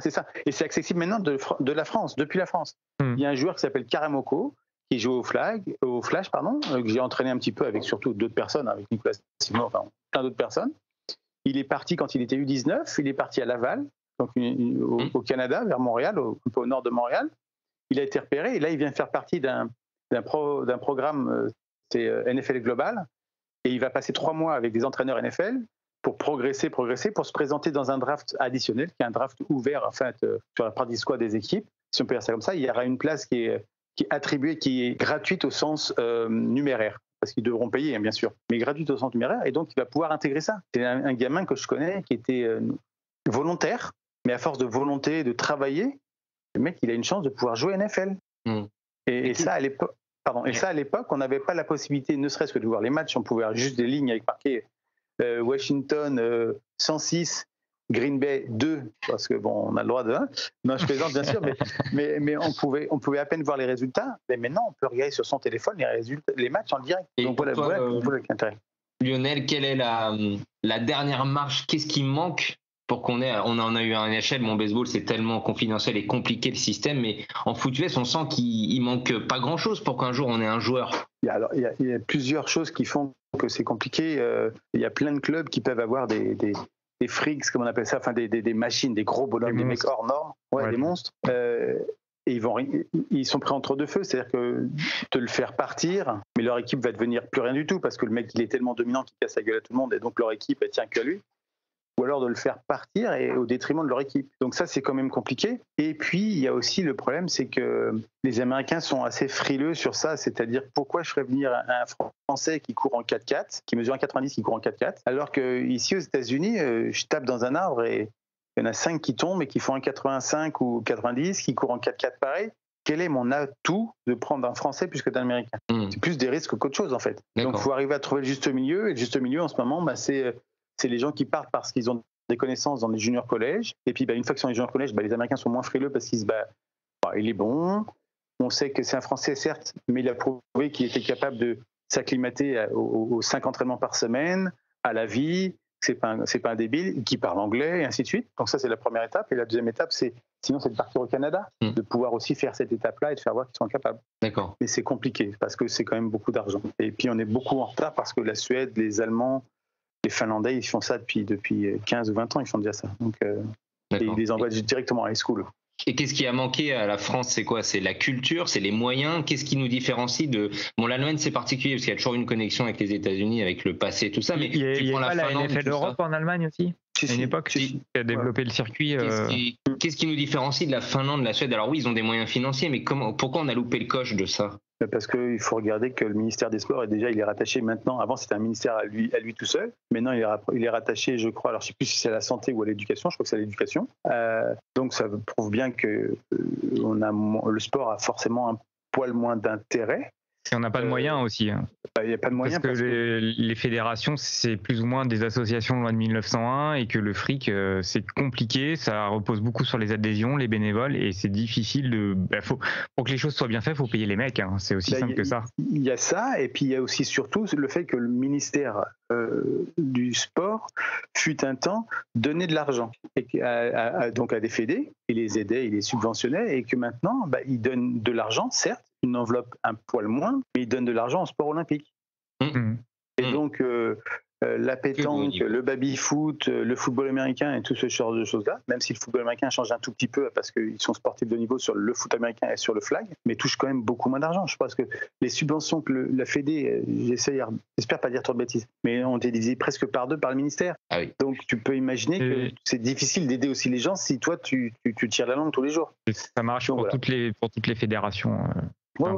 Mais en tout cas, la Fédé de foot américain aide beaucoup les gens, aide beaucoup les joueurs. Ils ont un pôle espoir au nord et au sud. Ils font tout ce qu'ils peuvent pour faire ça. Mais après, on sait qu'en France, on ne réussit pas avec le sport. Voilà, c'est ça. Et puis, c'est surtout que ça repose essentiellement sur des bénévoles. C'est toujours pareil. Un bénévole, il consacre du temps en plus de ses journées habituelles de travail. Où ça fait de l'argent, où c'est pour l'élite. Comme disait Lionel, c'est l'olympisme. Si tu ramènes des médailles ou le biathlon, là, on a eu des super représentants. Il y a 200, j'exagère, mais il y a 200 licenciés en France et pourtant ils ont eu des moyens parce que ça faisait de la médaille d'or. Et demain, je sais pas, t'as un gars qui arrive de nulle part, un Français qui est en NFL, ça fait vendre du maillot, il y a des contrats publicitaires qui sont signés, t'inquiète pas que la Fédé, même s'il y a que 1000 bénévoles, ils vont avoir des sous aussi. J'espère. C'est certain, mais si on regarde un petit peu, ça déjà, si on parle que du foot américain, en France, ça a évolué avec Sébastien Sejean, avec Anthony Mangou, avec tout ce genre de personnes-là, avec Marco Angiosuma qui était parti à Cleveland il y a quelques années, c'est dans les années 2004, je crois. Tout ça évolue petit à petit. Et je pense, comme dit Pierre Trochet de la Fédé, ça va évoluer encore plus vite et plus rapidement et surtout aux yeux de tous, à partir du moment où on aura un joueur français, comme les Allemands ont déjà avec le fullback qui est à New England, le numéro 37 ou 47, quand on aura un joueur français qui sera dans un roster NFL. Les gens vont s'identifier à lui parce qu'ils pourront le voir. À la date d'aujourd'hui, on ne voit pas beaucoup d'NCA. Purdue, c'est une belle équipe, mais ce n'est pas une équipe gigantesque. Voilà, alors même s'il y a plusieurs Français qui sont à Buffalo, il y en a plusieurs qui vont être dans des différents rosters, mais il faut une tête de pont pour qu'on puisse s'accrocher dessus et que ça puisse être intéressant. C'est ça. Et toi, Hugo, juste une dernière question. Par rapport à ça, la NFL, elle en a rien à foutre de la Fédé française, on est d'accord, on est inexistant pour eux, ou vous avez des petits ponts, des petits contacts avec eux ou... Alors, avant tout, moi je ne travaille pas à la Fédé, j'étais avant à la Fédé, là j'y suis pas, mais je crois savoir qu'ils ont quelques attaches quand même. D'accord. Ils vous consultent de temps en temps, ils consultent la Fédé de temps en temps quand il y a des événements ou ce genre de choses. Consultent, déjà ils savent où c'est la France, c'est déjà pas mal déjà. Les contacts les plus avancés, c'est avec la CFL. Donc la CFL, c'est la NFL, mais au Canada. Mais je sais que la NFL, la Fédé est en contact avec la NFL pour différents projets. D'accord. Et ça avance, en effet. Mais c'est un travail de très, très longue haleine. C'est déjà un bon point qu'il y ait déjà des contacts. Ouais, non, c'est bien. Mais on n'est pas encore comme l'Allemagne à accueillir des matchs en NFL l'année prochaine ou comme l'Angleterre. Comme à Londres. Okay. Merci. Et toi, Hugo, de ton côté, comment tu le vis ça, français, fan de sport US, comment dans l'environnement autour de toi, même tes amis américains, est-ce qu'il y a une notion de foot en France ou pour eux, ils s'en foutent? Je surprends les gens dans la mesure où c'est vrai que je suis le foot US depuis, allez, être gentil, depuis une dizaine d'années, quoi. Et c'est vrai que je connais, quoi, je me considère comme un fan, c'est pas ma première saison, donc ça surprend les gens parce que t'es français, viens, je vais te montrer mes bouteilles de vin, qu'est-ce que t'en penses? C'est cool, hein, mais on peut parler d'autres choses aussi si tu veux. Puis tu leur dis que c'est du vinaigre d'ailleurs, parce que c'est de la pisse ou de la villageoise, quoi, les trucs en bouteille en plastique, la section piquette. Parlant de vente, t'as déjà dit une carte contre une bouteille de vin? Ce Greg, il a déjà fait ça. Non, mais non. Par contre, peut-être pour du Bourbon, je me laisserai tenter en fonction de la bouteille. Du Bourbon, du whisky, pourquoi pas, à voir. Ça intrigue. Donc Hugo, il est français, mais pourquoi il aime le foot? Est-ce que c'est le seul? Alors, je pense qu'il y a je le suivais pas de la même façon qu'aujourd'hui. Mais ouais, il se pose des questions. Ensuite, moi, je me souviens au début des années 2010, sur certains forums, des forums de jeux vidéo, j'ai découvert des grosses communautés de fans de NFL via Madden notamment. Et puis, ouais, je connaissais des gars qui, moi je suis un fan à l'époque, c'était donc les San Diego Chargers. Les gars, voilà, ils ont commencé à jouer et puis ils se sont fait des voyages à San Diego pour aller voir Philip Rivers et compagnie. Ou des gars, voilà, parce que c'est vrai qu'on n'a pas d'attache, nous, pour les Français. Il y a ce côté-là. Aux États-Unis, bon, bah, si tu es de Washington, tu vas suivre les équipes de Washington. Si tu es de Dallas, tu vas suivre les équipes de Dallas. Si tu es de Cleveland, etc. Donc, c'est vrai que bon, moi, ils se disent, mais qu'est-ce qu'il allait foutre au Texas et pourquoi les Texans, pourquoi t'as pas choisi les Patriots ou Green Bay ou Dallas, les équipes super populaires. Donc, c'est vrai que ça fait poser beaucoup, ça intrigue les gens. Ils posent beaucoup de questions. D'accord. Et en termes de cartes, est-ce qu'à côté de chez toi, tu as des magasins qui ont réouvert leurs portes? Parce qu'on sait que pendant un temps, dans les années 2000, ça disparaissait, tout le monde avait avant son petit shop. Est-ce que tu en as vu refleurir? Est-ce que c'est des choses où tu peux te faire plaisir, aller aussi au-delà du Target dans des magasins spécialisés? Ouais, alors moi c'est vrai que j'ai quand même pas mal baroudé aux États-Unis parce que j'ai fait Texas, j'ai commencé Connecticut à l'époque, donc je m'en foutais des cartes. J'ai commencé donc Texas, ensuite il y a eu l'Indiana, donc c'est là où j'ai vraiment découvert les cartes, les LCS comme on dit, c'est les Local Card Shop. Et il y en a un, je crois qu'il s'appelle le Indie Card Exchange. Sur Instagram, je pourrais vous envoyer le lien. C'est un truc qui est plutôt connu dans tout le Midwest, je dirais. Et quand je m'y suis mis, c'était beaucoup plus petit que ce que c'est maintenant. Je sais qu'ils avaient commencé à se développer, à acquérir de nouveaux locaux. Donc c'était bien avant la pandémie et tout ça. Hein. C'était, je dirais, en 2016-2017. D'accord. Et donc, moi, je suis parti ensuite en Californie. Donc, j'étais à Los Angeles, donc le Burbank Card Shop. J'y suis allé une paire de fois. Et quand je suis revenu en Indiana en 2020. Donc, je suis retourné dans mon LCS. Donc le Indie Card Exchange, qui avait maintenant, je dirais qu'il a allé. S'il n'a pas triplé en termes de taille. D'accord. Donc là, il est plus à la même adresse, mais il est 3 fois plus grand que ce que c'était. Le problème, c'est que maintenant, le prix des boîtes, c'est c'est quelque chose que je comprends pas. Comme le local est plus grand aussi, du coup, ils sont obligés de marger plus ou des choses comme ça, je suppose.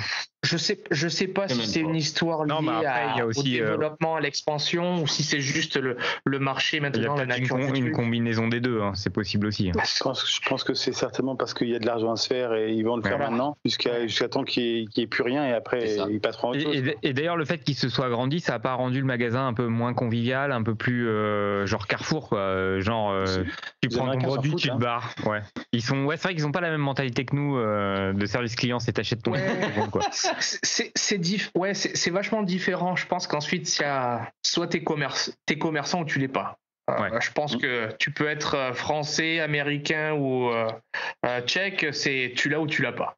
Oui, mais ensuite, c'est vrai qu'il n'y avait pas il n'y a pas le même soin qu'il y a 5 ou 6 ans en arrière, parce que tu rentrais et on était peut-être 5 ou 6 dans la boutique. Et puis l'enjeu financier n'était pas le même. Tu vois, aujourd'hui, tu parlais de la carte à 300, 400, 500 $. Si elle vaut $8,000, t'as plus la même affaire. Et comme disait Lionel, c'est les Américains. Et il y avait un Jamison là, qui a écrit un livre là sur les trading cards. Il dit, gamin, des fois, son card shop du coin, il voyait une personne dans la journée. Et le gars, des fois, tu rentrais, il voulait discuter, il te retenait 2 heures, c'était juste pour parler de cartes, donc il y avait quand même de la passion au-delà du business. Et là, aujourd'hui, la période, c'est mort. Puis il y a quand même moins de personnes qui sont capables de lâcher 8 000 que les personnes avant capables de lâcher 50 ou 800.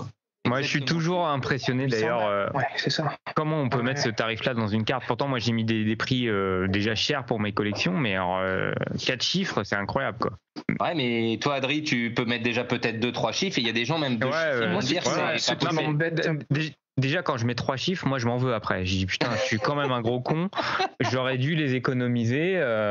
pour autre chose, tu vois. Après, j'ai des remords, tu vois. Ouais, mais tu peux le faire. Ouais. Oui, je peux. Oui, surtout qu'une demi-heure après, tu apprends que le monsieur il s'est fait masser différentes parties de son corps et que ta carte que tu as achetée 3 chiffres, elle vaut 1 chiffre. Ou il a demandé en tout cas. Pour l'instant, Ouais. j'ai de la chance, j'ai pas eu Ouais. trop ces soucis-là. D'ailleurs, on a perdu Hugo avec cette anecdote. Alors, non, je suis là. Non, mais alors, moi, la chance que j'ai eue, c'est que je suis pas j'investis pas dans les cartes. Ouais. Pour moi, les cartes, c'est un plaisir et voir certaines personnes et leur approche avec la carte, c'est de l'investissement, c'est de la, Ouais, ça c'est le stock market. Je trouve ça débile. Surtout que bon, ma femme, investissement, si tu veux, je sais, elle va me dire quoi faire. Mais ouais, je comprends pas qu'est-ce qui justifie de dépenser Autant. des milliers de dollars, des milliers d'euros ou des millions de dollars ou d'euros dans une carte, sachant que voilà, cet argent-là, parfois tu te dis, il a acheté cette carte-là, il aurait pu s'acheter une jolie voiture ou carrément s'acheter une maison. Non, il a choisi de s'acheter une carte avec. Ou peut-être qu'il a déjà la maison, quoi. Mais c'est quelque chose que j'ai du mal à accepter. C'est ça. Bah Lionel, toi, t'as eu une Tom Brady, non t'as eu sa rookie, non? J'en ai eu une ou deux, mais j'ai dû bêtement les revendre ou les recéder. Oui, mais à l'époque. C'était encore le backup, quand il était backup de Bledsoe, quoi. Mais mais c'est curieux parce que parfois je me dis, mais si je pouvais remonter dans le temps, quand j'allais dans les card shops là-bas, donc dans les années, je crois que les 2001, si mes souvenirs sont exacts, ou quelque chose comme ça, ou 98, peu importe. Mais je pense qu'il y en avait partout dans les caisses à 50 centimes la carte. Ouais. Et on aurait pu se faire plaisir. Et là, je pense que je vous parlerai toujours, hein. Mais je serais peut-être plus autour d'une piscine avec un cocktail, différemment. Vous voyez ce que je veux dire? C'est ça. Ah ouais. Ah non, mais ça ne veut rien dire. Non, mais exactement. Après, on peut pas le savoir. Et on a fait d'autres choses où on s'est dit, tiens là, c'est un bon plan. Et puis c'est le mot. Non, comme tu dis, nous, on le fait pas pour la spéculation. Donc mais c'est vrai que bon, sur le. Faut pas regretter. C'est fait. Ça sert à rien. En plus, tu peux avoir l'effet inverse aussi. C'est-à-dire que tu peux avoir acheté un mec en lequel tu croyais pas, mais t'as la carte. Et puis finalement, elle prend de la valeur, tu la revends, t'es content. Enfin. Moi, c'est un peu, je me retrouve un peu dans tout ça. Et le fait de parler avec des collectionneurs français maintenant, j'ai l'impression que ce côté pécunier, cet aspect financier, il est très américain en tout cas. Parce que quand je parle avec certains collectionneurs français, dont je tairai le nom ou les noms, ils me disent voilà, j'achète la carte parce que ça fait 20 ans que je collectionne ce joueur-là. Et la carte, elle va rester avec moi si vraiment je dois m'en séparer. Ça va être parce que je vais faire un échange ou parce que j'ai vraiment envie d'une carte, parce que j'ai pas le choix. Alors que ici, j'ai des cartes, mais c'est de l'argent, quoi. Non, mais ça veut dire que ça n'a rien à voir. Ouais. Une anecdote, là, on était, tu sais, à l'ouverture du shop en Allemagne, Big Brother, là. Et il y a Nick Giuliano qui est venu. Le gars, il nous a sorti une carte à $250 000 dans un petit pochon, une LeBron James, enfin, des trucs de fou. Vous n'êtes pas parti avec? Bah non, j'aurais bien voulu, mais j'ai pas osé. Et pourtant, j'aurais pu.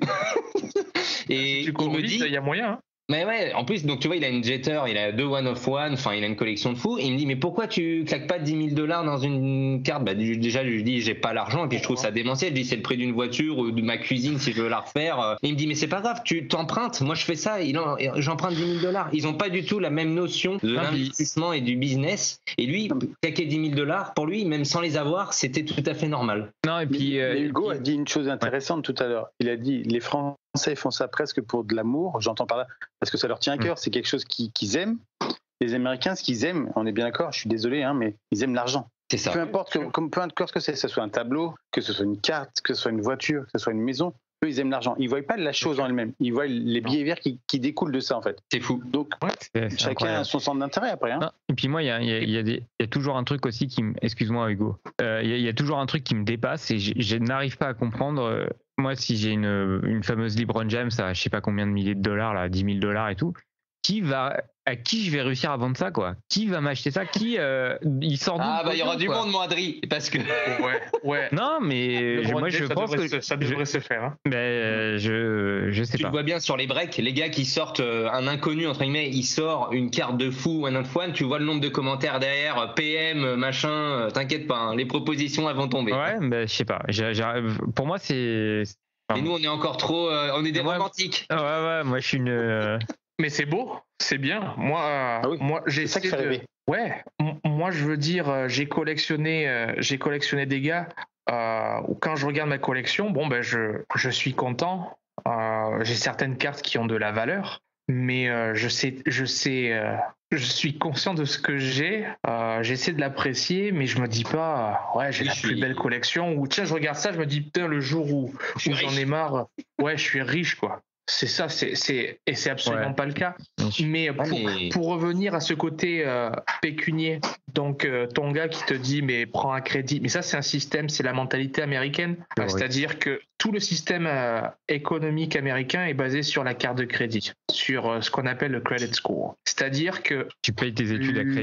La société te pousse à consommer. C'est-à-dire que moi, quand je me suis installé pour de bon, mon credit score, il était de 0. D'accord ? Donc, alors, on a deux systèmes économiques qui sont différents parce que, quand tu veux acheter une voiture ou une maison, il faut que tu ailles voir ta banque et demander un emprunt. Ok ? Ici, j'avais que dalle. Qu'est-ce qu'il a fallu que je fasse ? Il a fallu que j'aille contacter ma banque, leur demander une carte de crédit et il a fallu que j'utilise cette carte de crédit. Donc, j'avais peut-être l'argent sur mon compte bancaire, mais c'est pas ce qu'ils voulaient. Ils voulaient que je paie à crédit pour bâtir mon score. Ah, c'est horrible. Donc moi je connais des gars, pas des amis, mais je connais des gars dans ce hobby qui se sont brûlés les ailes. Des histoires cauchemardesques. C'est j'ai 40, 50, 60 000 $ de crédit sur ma carte. Parce que justement j'allais sur des breaks, parce que je voulais acheter telle ou telle carte et ma femme en a connu une et je suis célibataire maintenant quoi. Ouais, d'ailleurs on va rappeler aux auditeurs que faites attention à votre argent parce que c'est vrai que collectionner les cartes c'est passionnant, c'est très agréable, mais voilà, ça coûte beaucoup vite hein. On peut très vite tomber, donc faites attention à votre argent, ne mettez que de l'argent que vous pouvez vous permettre de perdre entre guillemets et voilà. C'est un petit message de prévention. Et là, LeBron James à 250 000 $ et courez vite.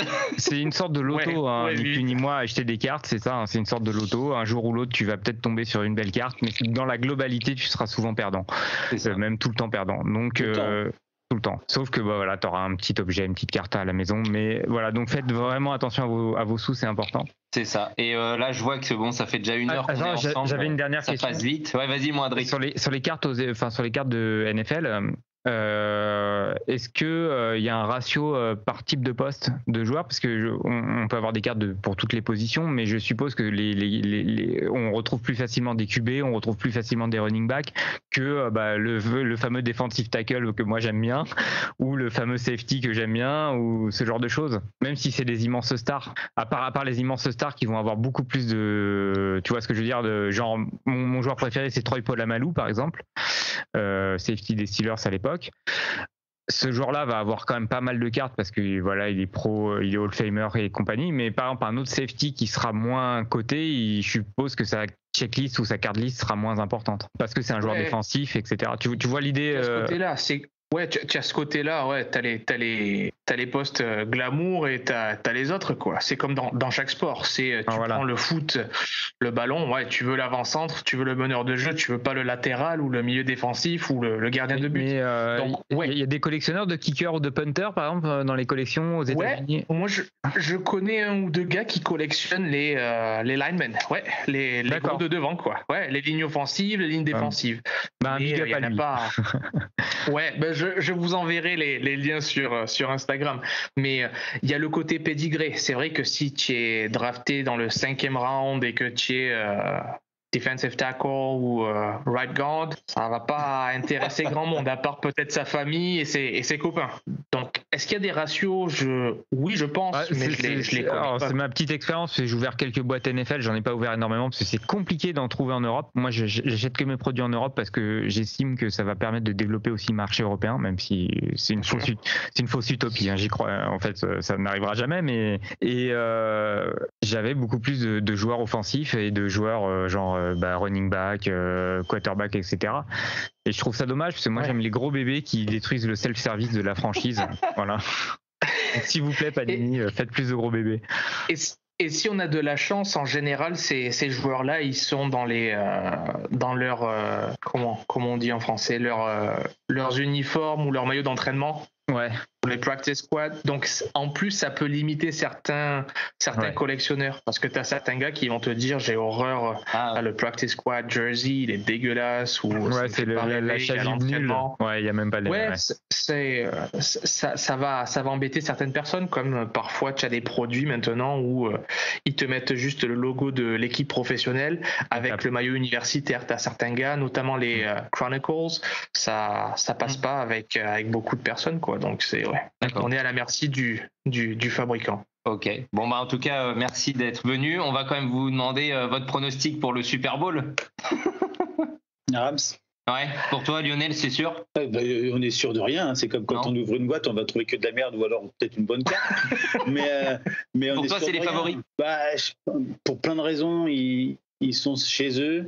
Il y avait d'ailleurs un truc qui était très amusant que j'ai pu voir sur un réseau social qui disait l'aide de la NFL, ça fait 2 ans d'affilée que c'est joué dans l'équipe qui joue dans son stade. On va casser ça et on va le faire jouer à Dallas le match. Et donc tout le monde dit oui, de toute façon, il n'y a que comme ça que Dallas peut gagner un Super Bowl, et au moins le voir en tous les cas. Mais non, je pense que les Rams, on n'est pas à l'abri d'une surprise de Cincinnati. Je pense qu'ils vont avoir tellement de pression sur leurs épaules que ça va être compliqué pour eux. Et sachez un truc avant tout, je suis un très très très mauvais pronostiqueur. C'est-à-dire que quand je vous dis de miser sur le rouge, il faut miser sur le noir. Ça, c'est une évidence. Mais moi, si je vous ai sur fait le gagner, papier, ils ont l'air un peu plus complets, les Rams, sur le papier. Mais après, plus complets, ils ont des joueurs de foot presque sur toutes les lignes, quoi. Et je pense qu'ils ont aussi, et c'est surtout à ce niveau-là, ils ont beaucoup d'expérience. Leur QB a beaucoup d'expérience. Il est très bon. Il est très bien entouré. La défensive est certainement une des meilleures défensives qu'il puisse y avoir en ce moment en NFL. Et puis je pense que la pression va arriver sur les épaules de Cincinnati. Ce serait la première fois qu'il y a un QB, un joueur gagne le Heisman, gagne le titre et gagne le Super Bowl. Ce serait la première fois. Donc il y a beaucoup plus de pression selon moi sur les épaules de Cincinnati. D'accord. Plus que sur celle des Rams qui jouent en plus chez eux. Donc je voterai Rams. D'accord. Toi aussi, Hugo? Je sais pas, je suis tiraillé. En tout cas, je suis vachement excité pour ce Super Bowl parce que j'aime beaucoup ces 2 quarterbacks, donc Joe Burrow à Cincinnati et Stafford à Los Angeles. C'est vrai que moi j'ai habité à Los Angeles quelques années, donc je suis allé les voir une paire de fois. J'étais dehors quand ils ont perdu contre les Patriots il y a quelques années. Ça a été un match complètement dégueulasse, donc ça pourrait être sympa qu'ils gagnent.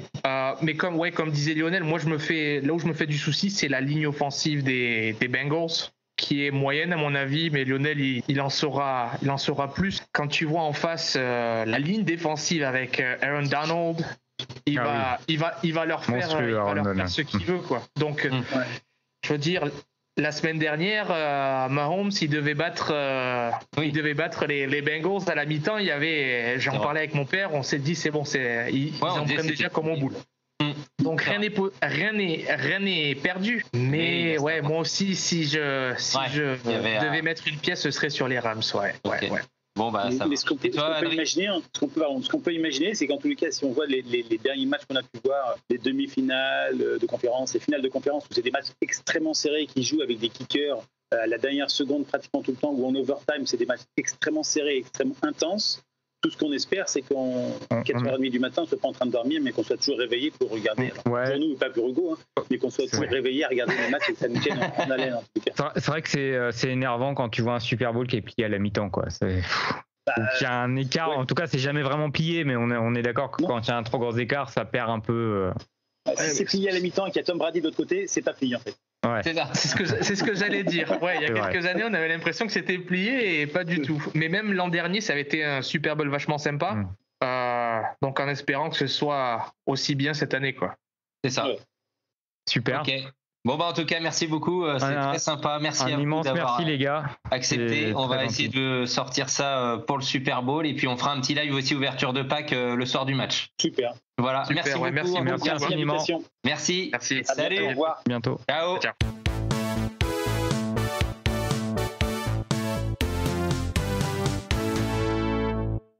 Eh bien, ça y est, c'est l'heure tant attendue de notre appel à Maître Magouille, à notre maître préféré, hein, le roi de la magouille, avec qui on s'est lié d'amitié. Et là, un épisode spécial NFL. Il est forcément à Los Angeles, en direct du SoFi Stadium. Maître Magouille, Très m'entendez-vous? bien, mon cher Greg. Vous êtes magnifique comme toujours. Vous êtes impressionnant, toute cette beauté. Vous devriez faire égérie pour L'Oréal.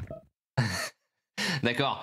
Mais dites-moi, vous êtes au stade des Rams, là? Exactement, parce que déjà, on m'a contacté. Vous savez que je suis très très fort pour tout ce qui est juridique, pour tout ce qui est notarial, pour tout ce qui est finance. Hein.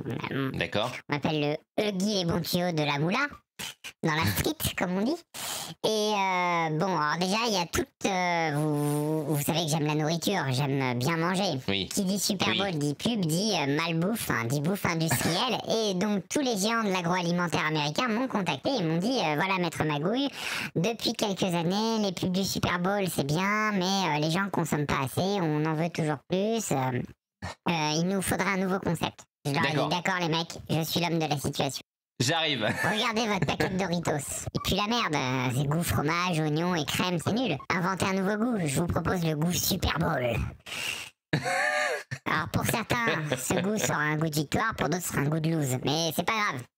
Et en fait, D'accord. vous leur faites croire que c'est un nouveau goût que vous avez inventé, mais en fait, vous D'accord. mettez des Doritos normaux, vous faites pas chier. Vous avez déjà la recette. Comme ça, Ah oui, en fait, vous inventez juste le nom Super Bowl. C'est très goût original. Super Bowl, voilà. Goût En plus, Super Bowl. D'accord. personne ne pourra vous dire, bah non, ça n'a pas un goût de Super Bowl, puisque personne ne connaît le goût d'un Super Bowl.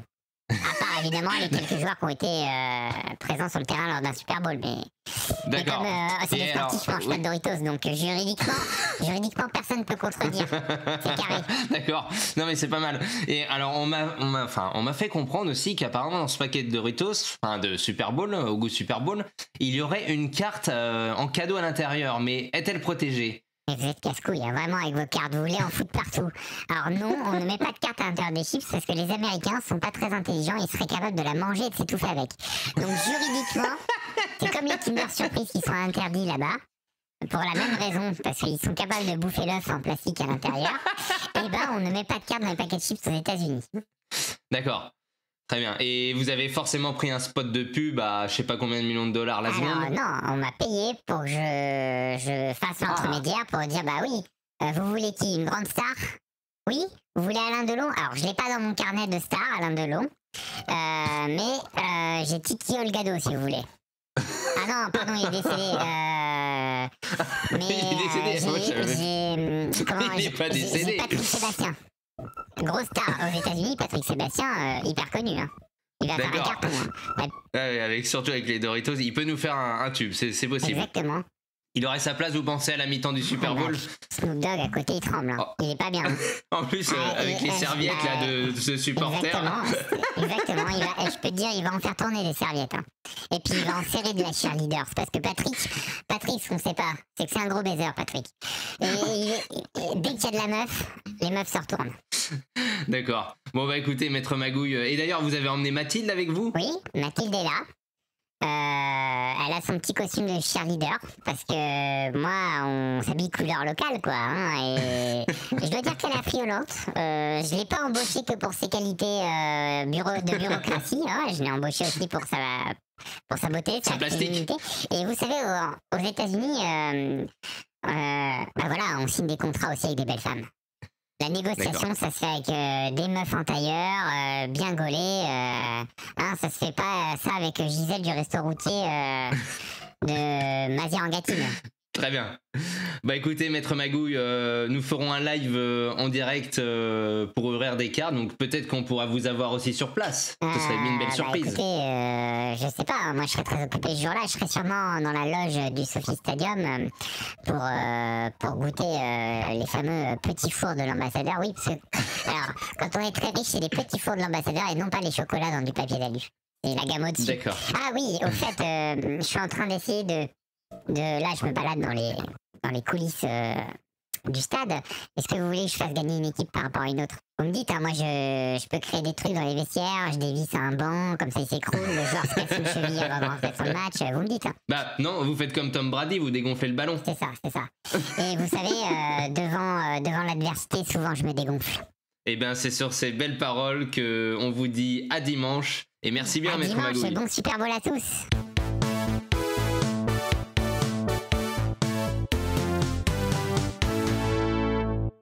Moula time, c'est l'heure de la moula, du fric, des lingots, mon Greg, c'est l'heure du jeu concours. De mieux en mieux, hein, les intros. Aujourd'hui, t'es très moula. Hein.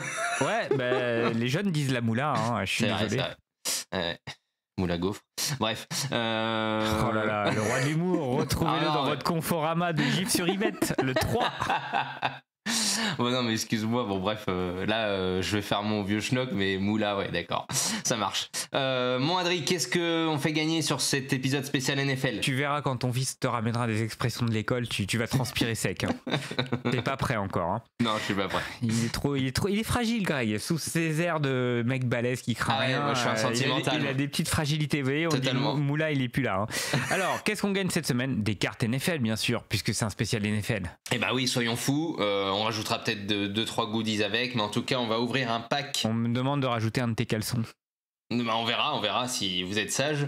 Mais oui, on ouvre un pack NFL pour le Super Bowl, donc on vous fera gagner des cartes venant de ce pack et puis peut-être une petite surprise avec. Donc voilà, simplicité mais efficacité, mon Adri. Exactement, et je crois qu'on a mal fait notre taf parce que c'est qui a gagné le dernier jeu concours? Eh ben, on vous le dira sur les réseaux sociaux.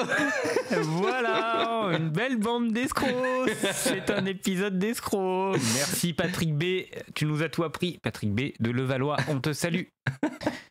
Qui est maintenant peut-être à Fleury-Mérogis. Belle-Ville aussi. Hein. Oui. Je crois qu'il y a 3 fleurs en dessous de Fleury-Mérogis. Ville-Fleury. Ville-Fleury. Bon, en tout cas, merci à tous pour votre soutien. J'espère que cet épisode spécial Super Bowl vous plaira. Et on vous donne rendez-vous dimanche soir en live pour le Super Bowl. Voilà, et avec des erreurs techniques, bien entendu. C'est la base. C'est la base. Des bisous, miel, et portez-vous bien.